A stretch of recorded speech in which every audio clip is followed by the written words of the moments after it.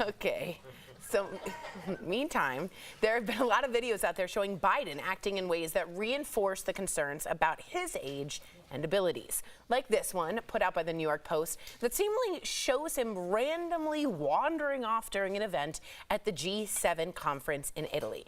Turns out that video has been edited. It cropped out the part that shows that Biden was going to greet paratroopers.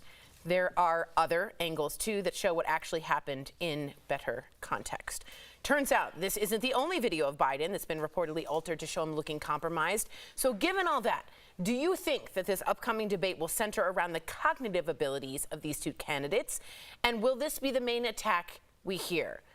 Yes, but also I want to hear very clearly, too, what do you want to hear? What do you wish you would hear? But anyway, Erica, what do you think about the cognitive ability? Will that be the main focus? Well, if it is, give me one of those questions to answer. Yeah, I gave you 9. I gave you 9. Lord help us all. Yeah. Because if we have a presidential debate that sounds like they're playing the dozens, like what are they going to come out and say? Like, you so old, your Social Security number's 1. Yeah. And then the next one's like, you so old, you knew Burger King when he was only a prince. Yeah. Like, what is happening Those here? are good birds, What Erica. is happening? By the way, Erica's been hired as a speechwriter. So congrats on the new gig. Thank you for that. Sam, give us some context on how it's going to be held. There's some rules that CNN is putting in place. So first and foremost, it does air on CNN, but you can also stream it on CNN.com and HBO Max. So there's a lot of different places where you can watch it. And you know if you're on real time on X, there's going to be clip after clip after clip, and people are going to be commenting left and right. But in regard to the rules, which both candidates have to agree upon, so there's no audience. So we're not going to hear the jeering or the booing, which we've seen in other debates. The microphones will be muted immediately if they are not speaking or if they go over time. And I do think that at the end of the day, I don't know all the details about fact checking. And I know some people are going to believe that maybe CNN will be biased to Biden because it's a Democratic candidate. But I really hope that there is right there real-time fact checking for both candidates. So we, the constituents, can really understand who we want to hire to be the next president of the United States. That's a big deal. Jeff, what do you think? I think this is going to be terrible. Yeah, I think this is going to be terrible. Yeah. My expectations are higher, right? I think it's going to be like a Conor McGregor pay-per-view, but I'm going to be let down. You are. I feel like, and you know, all this stuff is fun about cognitive ability and all that, but it's really about for me, it's about the economy, what's happening in the economy. And I don't know if that's one guy's problem or the other, or one party's problem or the other, but the economy is a big problem for me. The border issue is a big problem for me. That's a big problem.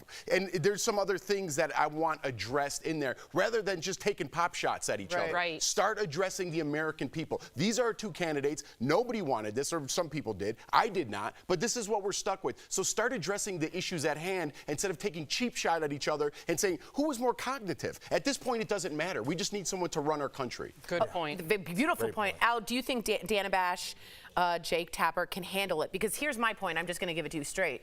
Even though that microphone is muted, he's going to talk right over that microphone. And I didn't need to say who. We all know Trump's going to keep going. He's just going to keep going and push. It's going to be a beep show, in my opinion. Go ahead. I mean, we've done this show, and you know when your mic is off. You sound crazy. It disincentivizes you. Do all of us? You're right. Yeah. Oh my God. I don't know why everyone looked over here. You know, when your mic is off, it's not going to have the same impact, and you're going to see, you just sound like a person that is kind of off the rails yelling off stage. So I think I'm excited about that fact almost more than anything else, because I think the over talking, getting in that last point, and hoping the audience, you know, and Erica, and that's why you're this. And even though I'm over my time, I get that last barb in and the audience erupts. Taking that away will lend kind of to the debate that you're looking for, Jeff, which is just, I'm not expecting either one of these men to hit us with facts, but it will take away some of the barbs, because for a joke to work, it's like going to a comedy club. If there's no audience, I can say all my jokes that I want to say and be as mean as I want, but if they're not landing, Trump needs that live audience. That's where he thrives. I agree with you. However, I think he can then say, they don't let me speak. He can use it to his behalf. Here's my question to all of you. Who is this helping? Well, we know the policies of Biden. We know the policies A lot of people don't, though, Tori. A lot of people don't. They read a headline, and they don't actually read the article. So it would be in the best interest of the moderators to ask very easy questions, very specific. what do you think about this immigration policy? Yeah. What do you think about this economy? What is your plan to put more That's what I money wanna in hear. They'll American never say pockets? it. They will. Neither one of them will do this. Well- neither one. It's going to be a disappointment, and it's going to look embarrassing, I think, to the global community. I'm on Team Sam on this one. I think if you formulate your questions correctly Yes. How and many put times have somebody we seen Trump in a debate where they formulated a question and he was like, well, sleepy Ted, he doesn't care. You know what really hit? For all the jokes Trump has had and all the comebacks Biden has had, when Biden at the State of the Union got those Republicans to stand up and say, sit down if you're willing to get rid of Social Security, Right. and he had them. And that was a real policy issue. That wasn't about how you look or some ethnic slur. That was something where it's like, we see your faces and we see who's standing up. And so if you box people in, they are politicians. If you let them run free, they will. But if you box them in and say, Erica, what's your policy going forward for the next 2 years on this issue? Yeah. And back away? We need the right moderator. They know exactly how to need skirt that issue. We'll see if Well, they're the They're right not moderators. as We'll see. beguiling as you're giving them. Oh my God, they know how to go around these in circles. It's going to be horrible, but I hope it'll be better than we think. Coming up on DBL. And on that sunny note, our interview with actor Judge Rein Hall. He's telling us about getting back together with the cast of Beverly Hills Cop for their new movie. And Travis Kelce makes his debut at the Eras Tour on stage. We're talking all about it next.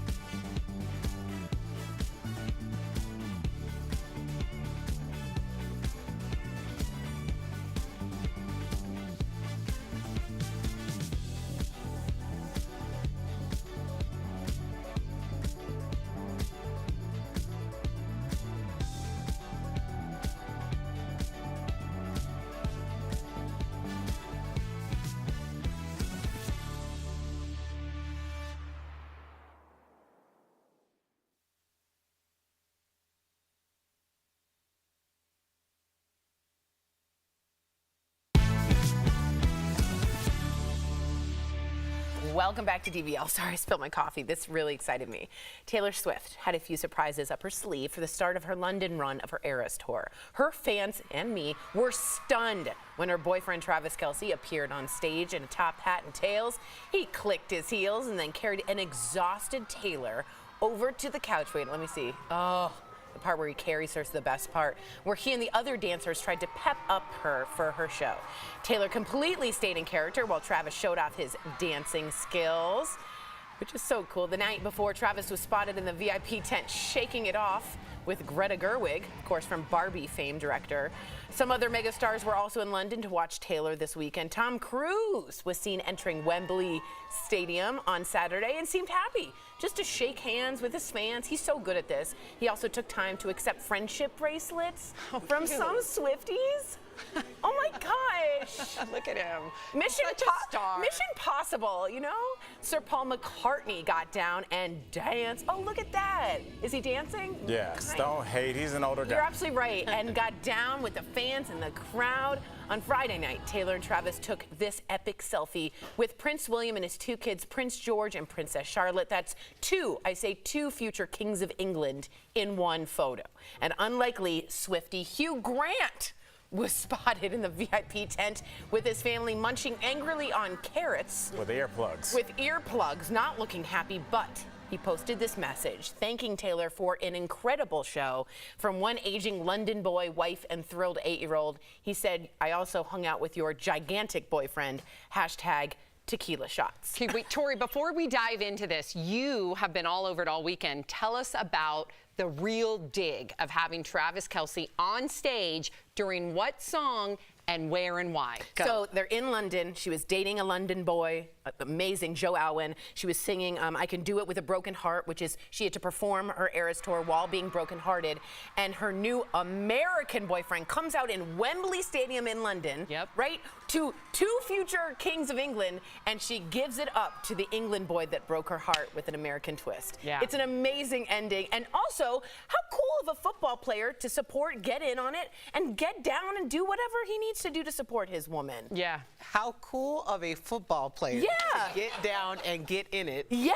And do what he needs to do he's to in a top support hat his and woman. tails and doing funny little No, things. you're right, because there is this juxtaposition. People, unfortunately, whether it's true or not, they generalize a football player Totally. as someone that's too tough, too cool to care. Absolutely. He's the exact opposite of that. And I think it's beautiful because it so shows, too. like, you don't have to be super masculine Agreed. to be a football player. Look, you're a former football player.